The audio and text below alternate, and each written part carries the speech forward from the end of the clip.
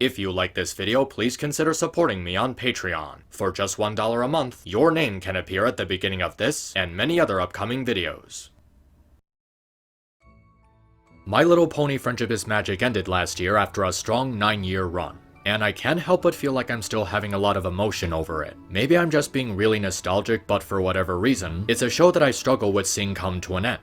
There was something about it that really stood out from other shows that I watched, which is something I never thought I'd say about a show that was made to market a toy brand meant for young girls. The characters are amazing, it has fun storylines, it has a warm and welcoming atmosphere, and it develops its world in a way that really gets you hooked and invested into its universe. It was a show that revolutionized and hypercharged TV animation, and helped introduce the concept of adults enjoying animation in the same way that children could. And with this being the show's 10th anniversary, I figured now would be a good time to talk about some of the best examples of how it managed to exceed so many expectations. It's a show that was a big part of my life, and I think it's only fitting to celebrate the best that it had to offer. Now, I will admit this list could get a little bit biased in some places since there are aspects of the show that I like above other ones, but I guess that does come with the territory when it comes to these kind of countdowns. I also want to bring up that this list isn't going to be super duper analytical compared to other videos that I do, since these are really just bullet points on why I like these episodes more than others as opposed to full-on reviews. But since these episodes are what I consider the best of the best,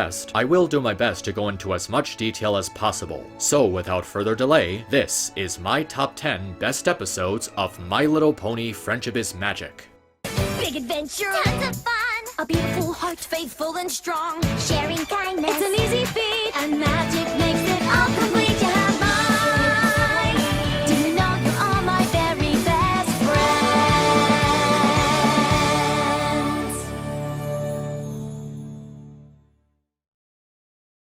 But I've been so focused on my studies, I wouldn't know where to start. That's alright, because I know exactly where to send you. Yeah, I know it's a cheap and obvious pick for this list, but it's an episode that should be considered special as it provides a proper end to the story while also having just the right amount of raw emotion to carry it through. The episode focuses on Twilight, who's now ruler of Equestria, telling the story of her coronation to her star pupil, Luster Dawn, to help her understand the importance of having a circle of friends, like Celestia did for her. It's a really simple ending without any complicated battles or answering questions about the lore, and the episode is much better for it as making it a simpler story makes its story and message easier to absorb, which is important since this is the epilogue of the storyline. Unlike other finales like Samurai Jack, The Legend of Korra, Steven Universe, Gravity Falls, or Star vs. the Forces of Evil, it already gets the final battle out of the way and just focuses on the characters moving forward with their lives. So it's important that the episode makes it satisfying to see where everyone ends up. And the episode delivers on this perfectly. Every major character ends up in their ideal spot with none of it feeling phoned in or forced. The most important part of any series finale is to provide a complete sense of closure, and what makes it work here is that it really feels like the destination these characters reach are the same ones they've been working towards since the very beginning. What makes these destinations satisfying is how they each reached a proper end goal with the way they were set up and how they were developed over the years, adding a sense of accomplishment to their occupations. They even give some good closure to lesser characters with some nice detail to where everyone ends up. And the episode also teaches what I consider the most absolutely important lesson in the entirety of the show. The story and theme of The Last Problem is about how people can remain friends even years later or when they're apart from each other. The show was built from the ground up to be about interpersonal relationships, so it's the most fitting way the series could have ended. And with half of it being set in the future, it helps to solidify the theme. Some people have accused the episode of being fanservice-y or just an excuse to see who ends up where, but the fan service is actually kept to a minimal. It takes up a really small portion as the episode knows that it's not the important part. It was about seeing how Twilight and her friends can still stay together even as they drift apart. It's a theme about friends remaining together that resonates really strongly with the story and characters since the last 9 seasons put so much time into getting to know them personally, which helps to make the episode's final moments so much more bittersweet. I guess if I had one real problem with the episode, it would have to be the awkward pacing as it jumps back and forth between the past and present. I get that this was done to help deliver the episode's message using Luster Dawn as a stand-in for the audience, but it feels like they could have done it much better without the need for the whole in medias res thing. They could have improved the structure of the story by letting the coronation play straightforward as its own thing. And the second half of the episode could transition to Twilight finishing the story to Dawn as they arrive in Ponyville, which would give us more time to get used to this new future. But as is, what makes this episode work so well is how it succeeds at doing what it set out to do, providing a sense of finality to the show. Aside from the pacing, I really could not think of a better ending to the story of Twilight and her friends, and the people whose lives were touched by their adventures across Equestria. It's the best conclusion you can ask for these characters, and it sends a really positive message in a way that supports everything that's led up to this moment. Perhaps it's not the best, but it's a satisfying farewell to the land of Equestria.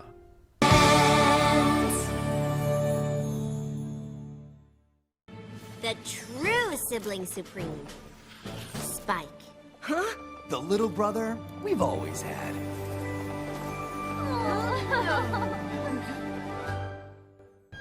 I feel like this is the kind of episode The Last Problem could have been like if it had a stronger focus. The show's 200th episode celebrates a huge milestone by taking all sorts of ideas from the voice actors themselves and try to fit them into a story where the girls and Spike have to infiltrate Shining Armor's new security system. Another episode with a simple premise, but one that the writers have all sorts of fun with, taking full advantage of the scenario. You'd probably think that making the episode about random ideas from the voice actors would be treated as a gimmick, but they actually place them into the story in a way that supports the episode's structure. Not only are these ideas visualized well, but they're done in an order that helps keep the pacing steady, which prevents it from going all over the place. They serve a purpose in the plot which keeps them from just being an excuse for the voice actors to do random stuff, and are utilized in a way that allows the subplots to properly tie together. In fact, the episode was actually written by the voice actors themselves, and it really feels like an episode that would be done by them as they have so much fun putting their respective characters in these ridiculous situations. The chemistry between the main six is also very well done. With the characters being written by their own voice actors, we get to see some interactions between them that feel unique to this episode.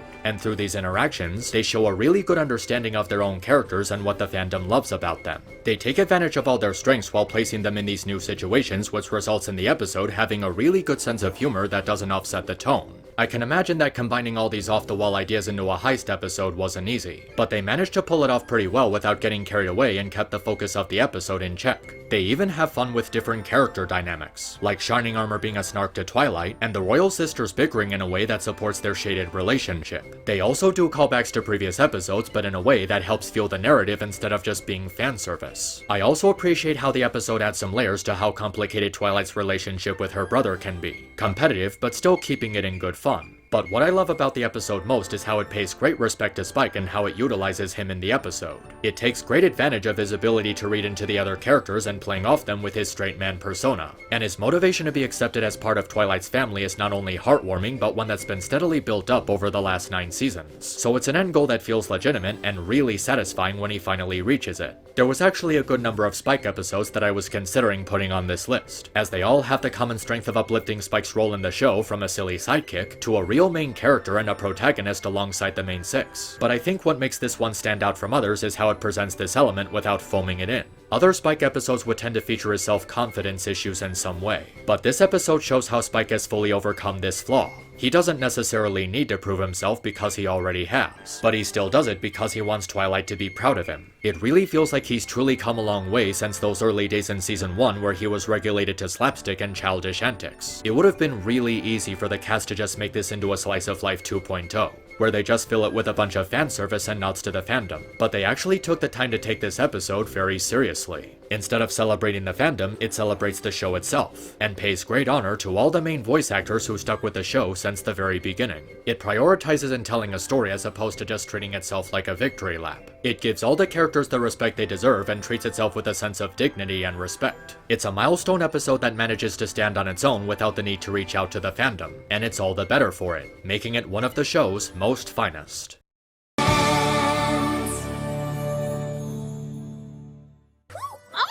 Reindeer, Aurora, Bori, Alice, the gift givers of the grove.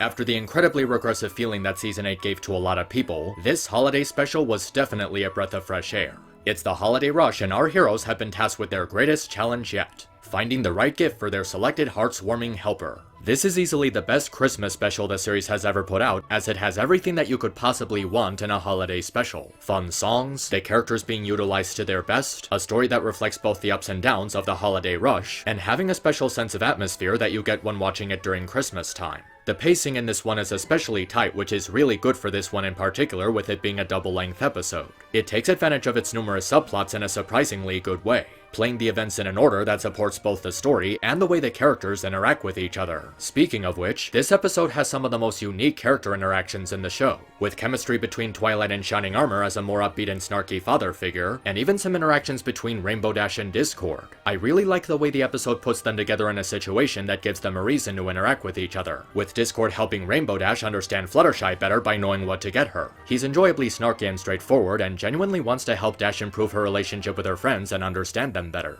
And unlike the stunt he pulled in Season 9, his prank with the Winterzilla actually makes sense with his motivations, and the stakes behind it are kept to a minimum so it's possible to forgive him when the conflict is resolved. It also has a lot of good jokes that fit the nature of the cast, with Pinkie's wacky antics in her search for the gift givers, AJ and Fluttershy one-upping the Flim Flam brothers, Spike going through the dilemma of not knowing what to get Rarity, and even some fun and crazy antics during the climax. And in spite of the huge cast of characters, nothing about the special feels clustered, with everyone getting the proper amount of screen time. Each of the subplots are handled with a lot of care to keep the story from getting too chaotic, and it explores some of the best attributes of each character. Twilight keeping her zaniness under control, AJ being a level-headed straight man, Fluttershy's innocent naivete, Pinkie's cheerful attitude and positive relationship with her sisters, Rarity's generosity in making a personal sacrifice for less fortunate ponies, Rainbow Dash making an effort to practice her patience, and Spike managing to be really thoughtful and mature for his age. It also does some good commentary on a number of things that are usually associated with the holiday rush. The stress of getting presents in time, the over-commercializing of the holiday, the chaos of people running around in hysteria. It gives a familiar vibe to people who go through this kind of stuff each year.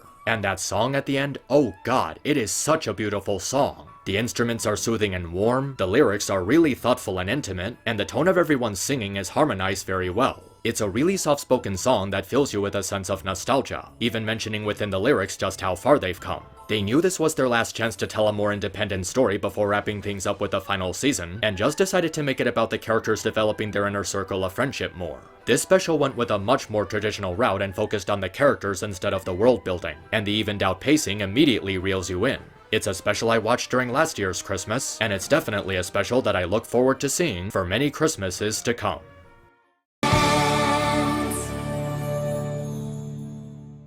Celestia, Luna, Cadence, Shining Armor, Flurry Heart, Twilight and her friends? We need to... They took Fluttershy? Yes. Where?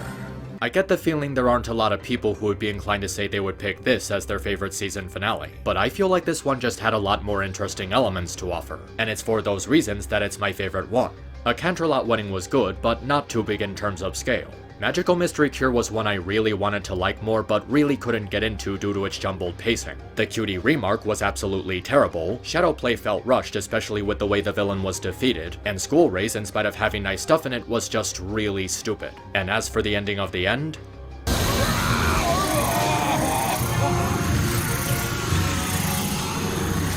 well, you probably already know how I feel about that one. Twilight's Kingdom was the one I was considering putting on this list for how epic it was, with how great of a villain Tarek is and giving some amazing character development to Discord. But what makes To Where and Back Again my favorite season finale is just how refreshing it feels compared to the others. It's a finale where none of the main six or Spike are in the spotlight and the staff have to work off a collection of side characters to tell the story. It's a pretty risky move, but they managed to pull it off pretty well.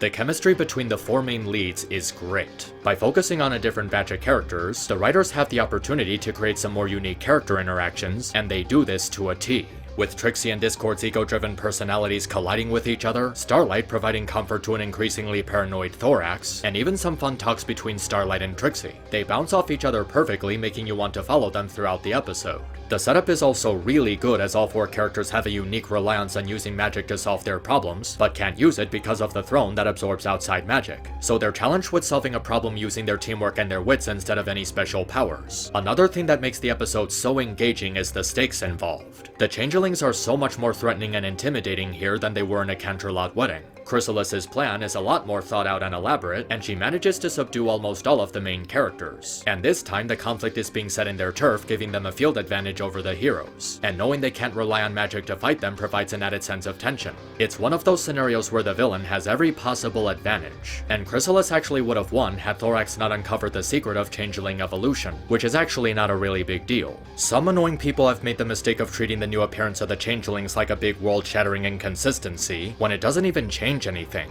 It's not an incredibly drastic change, and the new palette colors give them a sense of variety to better tell them apart from each other. They also still have their insectoid anatomy, and the new colors support their appearance in future episodes as they're easier to recognize. And Chrysalis doesn't get reform, which was something a lot of people were hoping for. It's great to see a villain actually staying a villain before Season 7 turned reformation into a common fad, and it makes sense since Chrysalis clearly rejected this concept of love. The best part about the episode is how it does a great job adding nuance to Starlight's character, who was largely being compared to Sunset Shimmer at the time. Unlike Sunset Shimmer, who fully engaged with others to try and better herself, Starlight was more hesitant due to a lingering sense of guilt that made her question her second chance. But she manages to overcome both her guilt and reliance on magic to come forward as a developing character, learning to rely on working together with her new friends to present her qualities as a leader. This episode does a great job wrapping up her character arc and helping her feel more welcomed into the main cast, as the way the episode is framed and set up lets her develop in a way that supports her without being dominated by her weaknesses. With advanced stakes, great pacing, a unique setup, and entertaining banter between secondary characters, it's easily the most entertaining of the season finales. And with the competition laid against it, it's certainly an impressive feat. But the real perk of friendship is getting to see your friend being true to their self. And Rara, when you're simply yourself, you're the brightest star I've ever seen shine. I always thought of Amy Keating Rogers as one of my favorite, possibly my most favorite writer in the show, as her episodes tend to have fun stories and a deep respect for Lauren Faust's original vision. And this one holds a special place for me as it presents some of her best qualities as a writer. And with this being our send-off episode before moving on to other things, this was definitely a high note to end on, as Applejack reunites with an old friend who's gotten a little bit caught up in her fame as a pop star, and helps her to rediscover her true inner self. On a surface level, it may not seem like anything special, but what makes this one really stand out, especially when compared to other Applejack episodes, is how it plays into all of her strengths and shows how she's at her best when working as a support for others. She's very blunt when trying to help color Tora, but also speaks to her in a familiar tone. So it feels like the two really are old friends. She's also really straightforward, being assertive but not aggressive and harsh. Even after they get in their fight, she still wants to reach out to her, because she knows she deserves better and shouldn't be exploited for someone else's self-gain. And what helps it work is that Coloratura is still a nice charitable person. She doesn't get swept up in the fame and genuinely cares about her fans. In fact, the conflict isn't about her changing into a different person due to fame.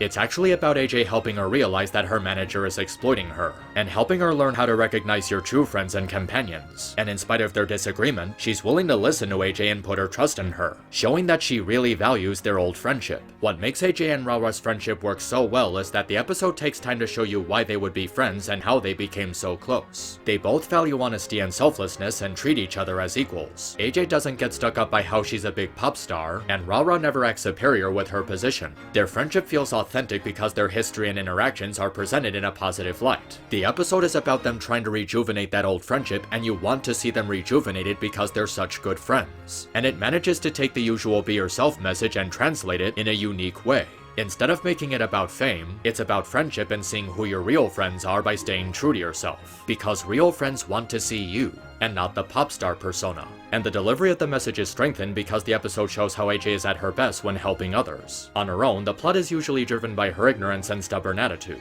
which usually becomes forced and repetitive. But when she's working as a support, her strengths as a character become present. She genuinely tries to bring out the best in others and does so in a way that isn't tacky. And in this episode, her stubbornness acts as a strength. Instead of it being used as an excuse to act foolish, it motivates her to not give up on Rara. She really cares about her and takes the time to plan out how she's going to help her. And when she delivers the episode's message, you can tell that she's speaking from a very personal place. She really has Rara's best interests at heart and values her image as both a celebrity and as an old friend. And it all culminates into what is easily one of the best songs in the entire show. Top 5 easily. Everything about this song is a top-tier MLP song, from its robust symphony, to its captivating atmosphere, to the soothing visual presentation, to the lyrics perfectly reflecting both the episode's message and Rara's character development. But the credit especially goes to Lena Hall for putting her all into this performance. Her singing voice is so powerful and triumphant and carries a lot of deep emotion throughout the song. It feels like she's putting her very soul into this musical number, and it just keeps getting bigger and bigger until it finally ends in a gentle release, letting down her voice and fully expressing her most inner self. This really is the best Applejack episode, as it utilizes all her strengths as a character in a story where she works really hard to maintain an old friendship. And the friendship between AJ and Rara is developed so well that you can't help but immediately feel touched by it. Some might still say she's a background pony, but it's episodes like this one that show she's a lot more than that.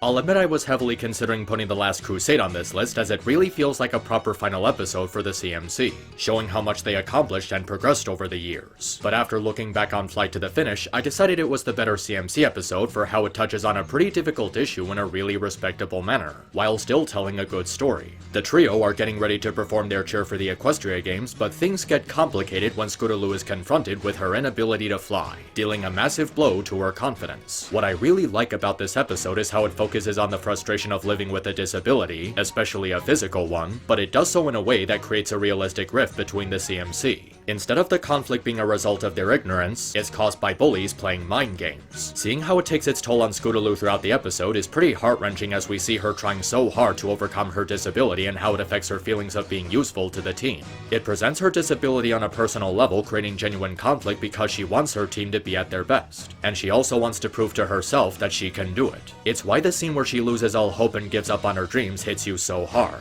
because the episode shows how she puts so much effort in trying to overcome her disability only to fail over and over and over. You sympathize with her deeply because she's faced with the reality that her inability to fly is something she has to learn to live with, but she doesn't know if she can do it. And that's the emotional crutch of the episode. Not just that Scootaloo can fly, but the circumstances surrounding her insecurities. Applebloom and Sweetie Belle also have believable reactions to Scootaloo's stubbornness. They understand how she feels, but they also try to point out how it's been affecting their ability to perform and are understandably upset when she refuses to listen. And the situation has more stakes in it because this is the first time they weren't motivated by getting their cutie marks. They're motivated by winning the flag contest and were putting a lot of hard work into their training. It shows how the trio were starting to grow as characters because they're not hyper-focusing on one thing. They were focused on completing a task instead of getting their cutie marks, and worked as a unit to fulfill that task, and achieve something outside of their more specific goals. It's also good at showing how much Rainbow Dash has grown since Season 1, as she's developed the maturity and responsibility to be a mentor to Scootaloo. The story properly utilizes her ability to inspire others and pushing them to be better, which is especially important for this episode since she and Scootaloo are so close, and she always looked up to her for both emotional support and motivating her to work hard. She helps her learn that she's not defined by her disability, but her personality and her own hard work. And she does it in a way that isn't about overcoming her disability. She tells her that she can still do great things even if she's a flightless Pegasus her whole life. You can still find your talent even if you're not as capable as others. And the other CMC help her to realize this too. Scootaloo is being given emotional support from her friends when she's in a hard spot, and it gives her the confidence to get back in the competition. With the way the story was paced and how Scootaloo's frustrations and overwhelming feelings over her disability were presented, you want to see them succeed in the end, which makes the experience more rewarding when they do. This is one of those episodes from a TV show that becomes better over time because the lesson it teaches still sticks very strongly. Scootaloo never learned to fly, even in the final season. She learned to live with her disability, because she never needed to fly to prove her worth to her friends and to herself. This episode was really well executed in not just its story and character, but how it presents its theme in a way that supports its narrative. It's definitely the best CMC episode, and definitely amongst the show's best.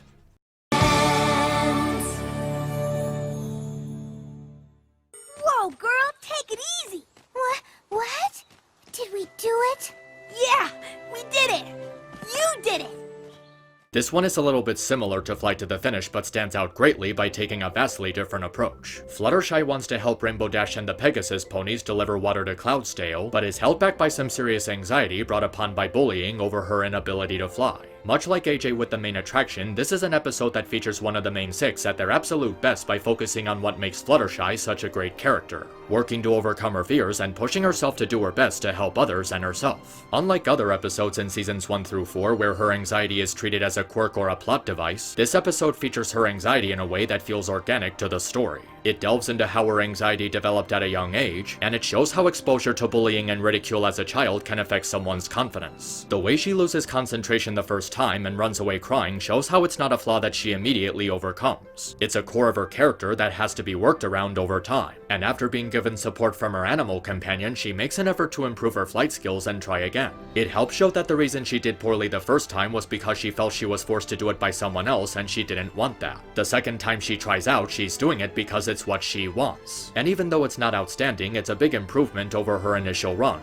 In spite of her anxiety, she still tries out at the tornado practice. But in a way, that's what helps make the episode work so well. Her anxiety is engaging as it creates a challenge for her to overcome, and the episode takes the time to explore this. She tried really hard to become a better flyer but thinks her contribution isn't big enough to make a difference, which affects her feelings of being useful. But after several Pegasi call in sick and there's no one else to help them, she comes forward and makes an effort to try and help. She sees what's at stake, which motivates her to push herself for both Dash and herself. And when Fluttershy finally breaks through her fear and gets the water delivered to Cloudsdale, it feels cathartic because of how much she struggled throughout the story. She proved that she could do it after others told her she couldn't, and it segues into a pretty unique translation of the whole believing in yourself message. The way it's delivered combined with all the stuff Fluttershy went through makes the moral feel much better executed and poignant, because the episode wasn't about Fluttershy becoming a stronger flyer. It was about her learning to believe in herself and knowing that she's still capable of helping others even if she's not a strong flyer. It's about how she did what she could and the little bit she offered helped to make a difference. She went through a lot and struggled really hard to overcome her biggest flaw, which wasn't only her anxiety, but her feeling of inadequacy. And part of what helped her to drive herself was the support system from her friends. They cared about Fluttershy and wanted her to succeed because they cared about her making an effort to prove herself. And it's especially shown through how Dash helps her out. She helps her like she did for Scootaloo, but in a more delicate manner.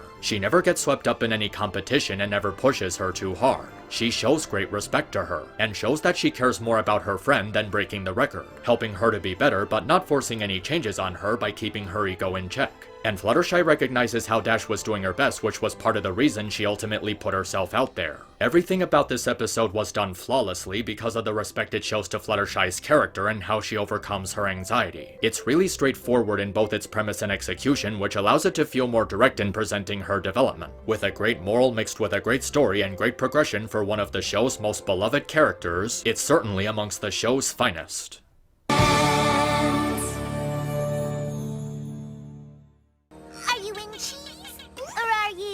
Boneless. No pony calls me boneless. Right, boneless?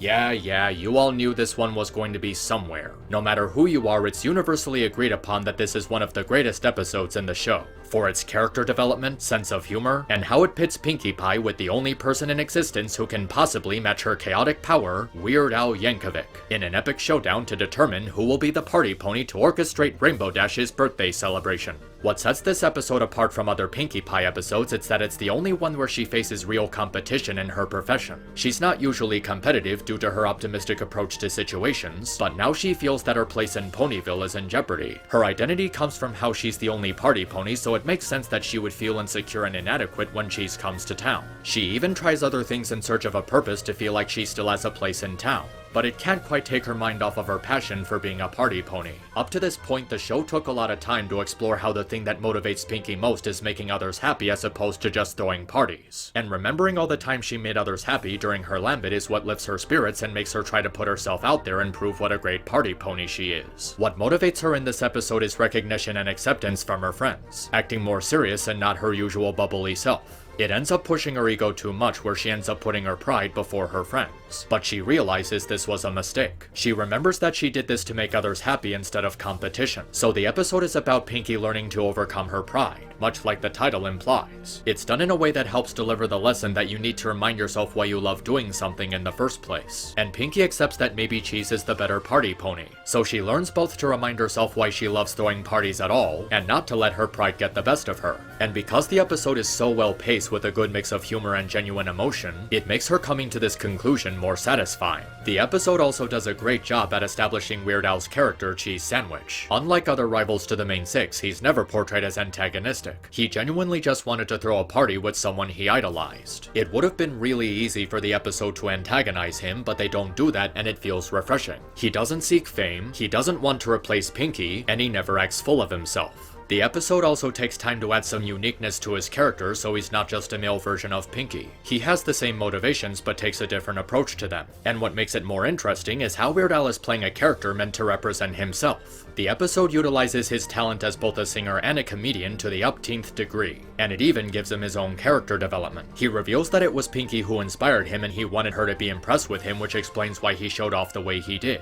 And in the end, Cheese got to live out his dream of throwing a party with the pony he idolized. But where the episode truly shines is its lighthearted nature and its comedy. It's a really feel-good episode and it's all punctuated by how spectacular all the jokes and gags are. And that's not even including the song numbers and the animation. All the songs are fantastic and well-paced, and the polka music fits perfectly with Weird Al's tone since it's the kind of music he composes. The animation is really smooth and enjoyably goofy and lends really well into both Pinkie and Weird Al's energy. And the goof-off between Pinkie and Cheese is absolute chaos with all sorts of great gags that never let up for a single moment. The timing, the pacing, the speed, the transitions, the insane ways they try to one-up each other, the unpredictability that catches you off guard and making it even funnier. Everything about it feels like it was taken straight out of Looney Tunes, and the entire thing is a load of fun. And that's what makes Pinkie Pride so great. It's just a really, really fun episode. The top-notch comedy, the well-written development for Pinkie's character, the wonderful songs, the upbeat, heartfelt sincerity of the story, and Weird Al bringing his A-game to the whole thing.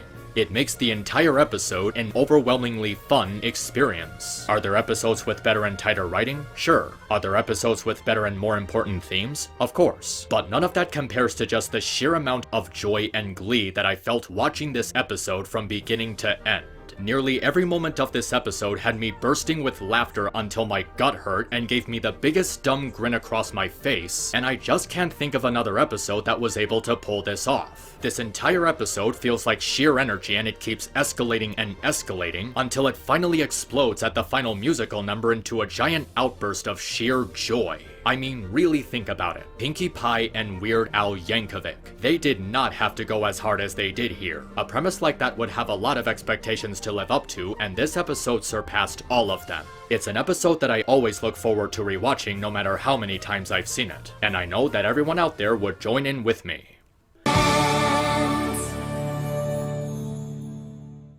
You did this for me? Us. I did it for us. Guess both of us have been holding back when it comes to expressing ourselves, huh? Yep. These episodes are a huge emotional gut punch. They are just so well written and so exceptionally amazing in their execution that I couldn't bring myself to say that one was better than the other. So I decided that they both deserve to share a spot on the list. Siblinghood in cartoons is usually depicted as a negative thing, with the usual cliched bickering and one-sided portrayal of older and younger siblings. But these episodes take the time to portray siblinghood in an honest and realistic way, with some of the most genuine and organic emotion the show has ever put out. On one hand, Rarity works to regain Sweetie Belle's respect after neglecting her, and on the other, Big Mac tries to impress Apple Bloom by giving her the best time at this year's gathering. While both episodes have a different story and different setup, they both tackle the subject matter of siblinghood perfectly. In the case of Rarity, she tries to win back Sweetie Belle after a falling out between them, and the circumstances surrounding it are fully believable. Sweetie Belle genuinely wanted to spend time with Rarity and help her out, but didn't know how to stay out of trouble. And Rarity is understandably frustrated with her constantly messing things up. And it's only when they get in an argument over the Sisterhoof social that they cut ties with each other. And what makes it work is that neither of them were wrong in how they felt. Rarity is grumpy that Sweetie was messing up her house, and Sweetie is frustrated that her sister doesn't want to spend time with her, so the falling out between them doesn't feel unwarranted. Sweetie even expresses insecurity about being helpful to AJ and Apple Bloom after messing up so many times with Rarity, but when they show a fondness of spending time with her, she feels accepted. She wanted some quality time with family and they provided it for her. While that's happening, Rarity starts to realize that maybe there were some upsides to Sweetie's antics, and the time alone gives her a chance to think about the argument, and when she sees Sweetie's arts and crafts project and actually sees what it was, she realizes how selfish she was in pushing her away. And while trying to win her back, she learns how siblinghood is a give-and-take thing and how it requires cooperation and teamwork to properly understand, which is something she puts to the test during the big race. It's an episode that focuses on how sibling relationships aren't as simple as either detesting each other or being total best friends and never fighting. You won't always get along, but you still care about each other in the end. And in the case of Big Mac, he feels insecure and inadequate to Applejack as Applebloom starts to idolize her, making him feel left out. But then AJ gets called for a friendship mission, meaning she can't take Applebloom to the social. So Big Mac comes up with a plan to not only get Applebloom into the social, but also get a chance to reconnect with his little sister. Seeing Big Mac spending quality time with Applebloom is really adorable, as it's not a dynamic that we usually see in the show. And the concept of Big Mac disguising himself as a woman to get into the social has a nice absurd humor to it. It's sort of like a throwback to cross-dressing based humor from Bugs Bunny cartoons, and it manages to work as a plot point since the purpose of the disguise is Big Mac's motivation to help Applebloom. But they eventually get caught and are disqualified since Big Mac used brute force to win the race. And what follows is quite possibly the most heartwarming thing I have ever seen on this show. Big Mac pouring his heart out for Applebloom, and Applebloom returning his feelings in an incredibly heartfelt exchange between the two. The heart of the episode is how it comes from Big Mac stepping out of his comfort zone to express his feelings for someone he loves. He was willing to put himself in an embarrassing position to make his sister happy, and we see at the beginning and end of the episode how sincere his motivation is. We see how much he wants to rekindle his relationship with Applebloom while showing how important it is to him. And the ending where he pours out his heart for her just really catches you off guard with how thoroughly he expresses himself. It's one of the few times that Big Mac truly speaks his mind, and he does it because he knows that Applebloom deserves it. He doesn't want to feel like a disappointment to her. But Applebloom reassures him he never was. She still looks up to him even if she didn't spend as much time with him. She's proud of him for being honest and wanting to be there for her. And the two become even closer by simply letting out how they feel and openly expressing themselves to each other. These two episodes can strongly resonate with those who have family of some kind. So in a way, anyone can relate to these two episodes, not just for the subject matter, but how the stories are written and how the characters are represented. The level of commitment that both Rarity and Big Mac have for their sister is so touching and wholesome, and seeing it bring them closer to their siblings is a really rewarding experience. They're episodes that show how friendship isn't just a matter of having friends. It's also about keeping family close to you and looking out for them. And I can't think of a better pair of episodes to prove that than these two together.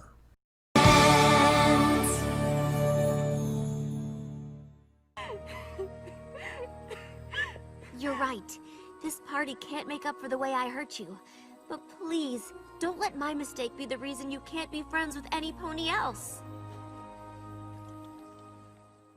To all the people who said Emma Larson ruined the show by turning Twilight into an alicorn, keep wallowing in those tears of self-pity, because what we have here is an episode by Emma Larson that shows just how great MLP continued to be long after season 3. Amending Fences is everything that you could possibly want from an episode of this show, because everything about it is simply perfect. The story is perfect, the pacing is perfect, the characters are perfect, the humor is perfect, the emotional moments are perfect, the moral and the way that it's delivered is perfect. There's just no other way to describe it. It's simply a perfect episode, taking us back to the very beginning for Twilight to correct a mistake she didn't know she made, abandoning her friends in her pursuit of knowledge. But since she's learned about the importance of friendship, she now has a chance to set things right. This is possibly the most continuity-driven episode of the show, with all sorts of callbacks taking us back right to the very beginning. And it's callbacks that help strengthen the story. The opening alone has a really nice sense of nostalgia as Twilight is hit with so many different feelings over what she left behind when she moved away. She's given a real moment to reflect on how she not only left behind old friends, but an entire other life. Family, personal belongings, old interests, and it makes Twilight think about what she could do to try and make up for lost time. She genuinely tries to make up for her neglect and show her old friends how she changed into a better person. Her feelings of returning home are truly sincere, and it's raw emotion like this that fuels the whole episode.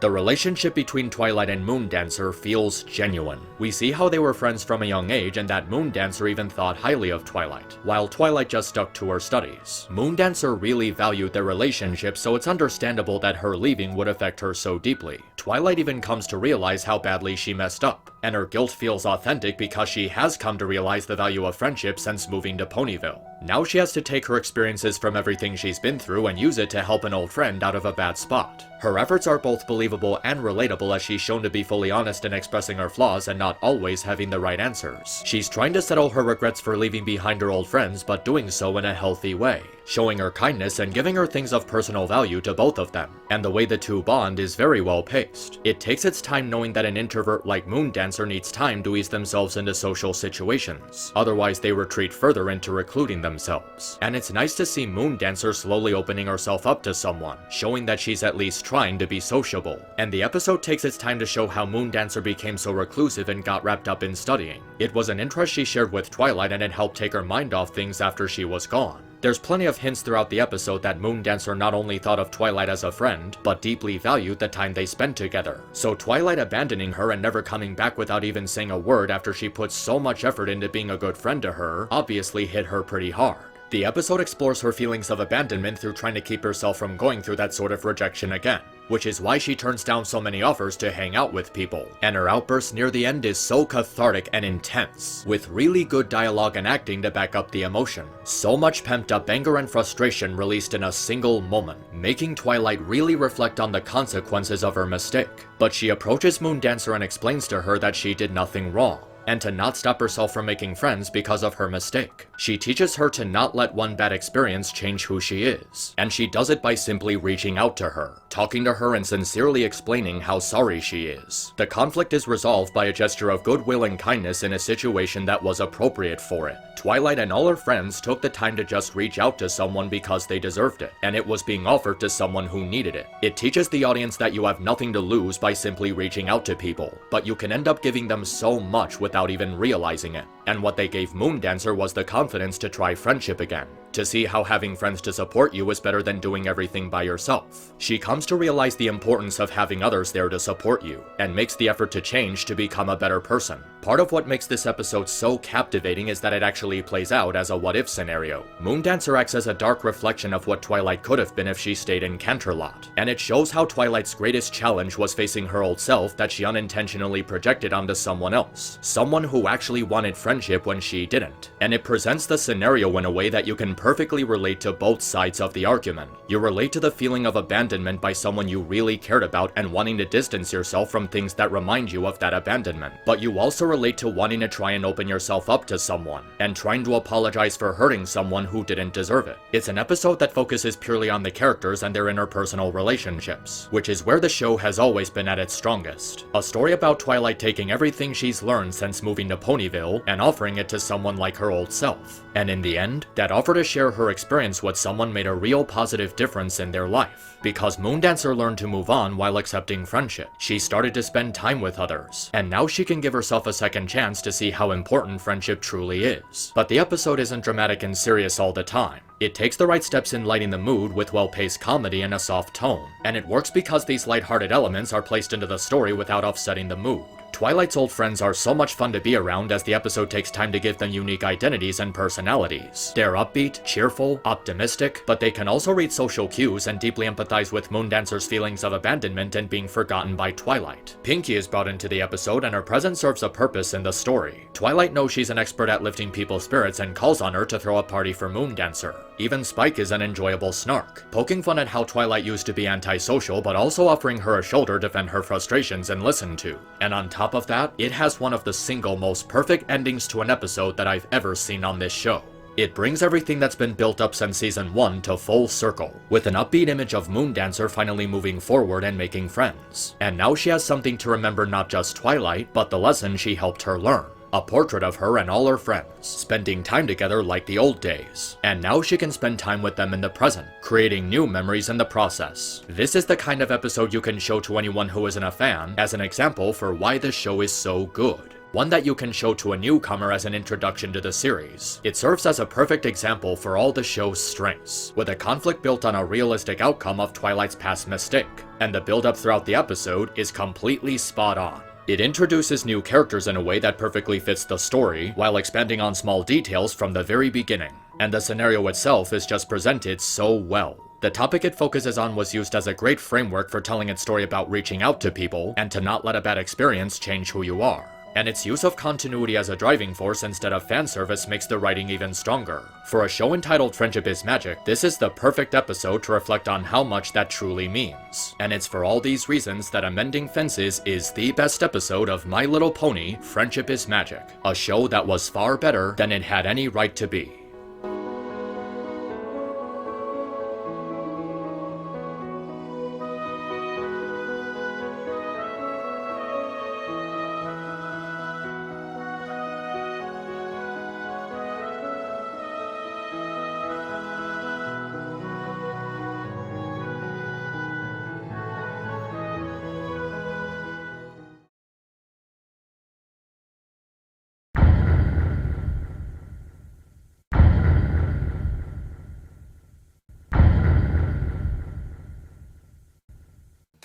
Cuties was awkward, uncomfortable, downright repulsive in many parts, but also poignant, daring, thoughtful, well executed, and dare I say, the best film I've seen in 2020. FBI, open up!